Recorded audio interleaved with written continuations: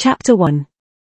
It is a truth universally acknowledged, that a single man in possession of a good fortune, must be in want of a wife. However little known the feelings or views of such a man may be on his first entering a neighborhood, this truth is so well fixed in the minds of the surrounding families, that he is considered as the rightful property of some one or other of their daughters. "My dear Mr. Bennet," said his lady to him one day, "have you heard that Netherfield Park is let at last?" Mr. Bennet replied that he had not.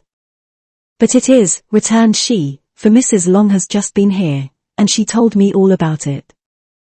Mr. Bennet made no answer. "Do not you want to know who has taken it?" cried his wife impatiently.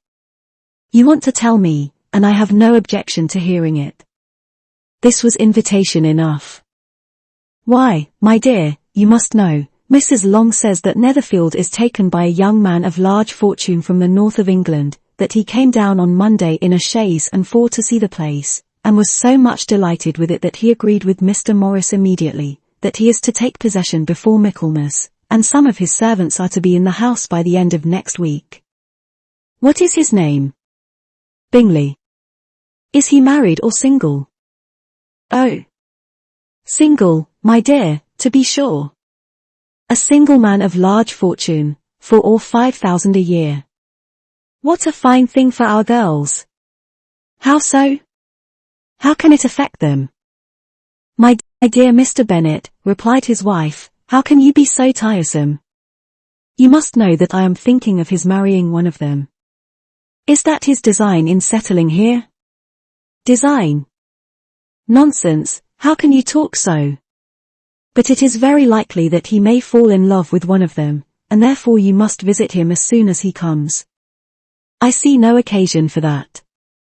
You and the girls may go, or you may send them by themselves, which perhaps will be still better, for as you are as handsome as any of them, Mr. Bingley might like you the best of the party.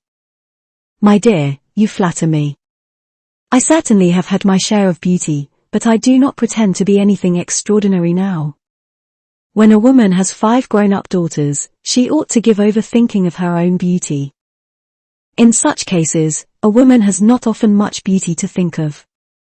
But, my dear, you must indeed go and see Mr. Bingley when he comes into the neighborhood. It is more than I engage for, I assure you. But consider your daughters. Only think what an establishment it would be for one of them. Sir William and Lady Lucas are determined to go, merely on that account, for in general, you know, they visit no newcomers.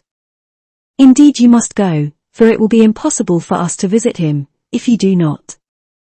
You are over-scrupulous, surely.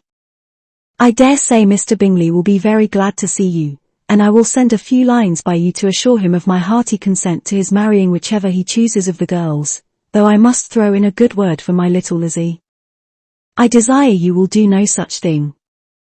Lizzie is not a bit better than the others, and I am sure she is not half so handsome as Jane, nor half so good-humoured as Lydia. But you are always giving her the preference. They have none of them much to recommend them, replied he. They are all silly and ignorant like other girls, but Lizzie has something more of quickness than her sisters. Mr. Bennet, how can you abuse your own children in such a way? You take delight in vexing me. You have no compassion on my poor nerves. You mistake me, my dear. I have a high respect for your nerves. They are my old friends. I have heard you mention them with consideration these 20 years at least. Ah, you do not know what I suffer. But I hope you will get over it, and live to see many young men of 4,000 a year come into the neighborhood. It will be no use to us, if 20 such should come, since you will not visit them. Depend upon it, my dear, that when there are 20, I will visit them all. Mr. Bennet was so odd a mixture of quick parts, sarcastic humour, reserve, and caprice, that the experience of 23 years had been insufficient to make his wife understand his character. Her mind was less difficult to develop. She was a woman of mean understanding, little information, and uncertain temper. When she was discontented, she fancied herself nervous. The business of her life was to get her daughters married, its solace was visiting and news.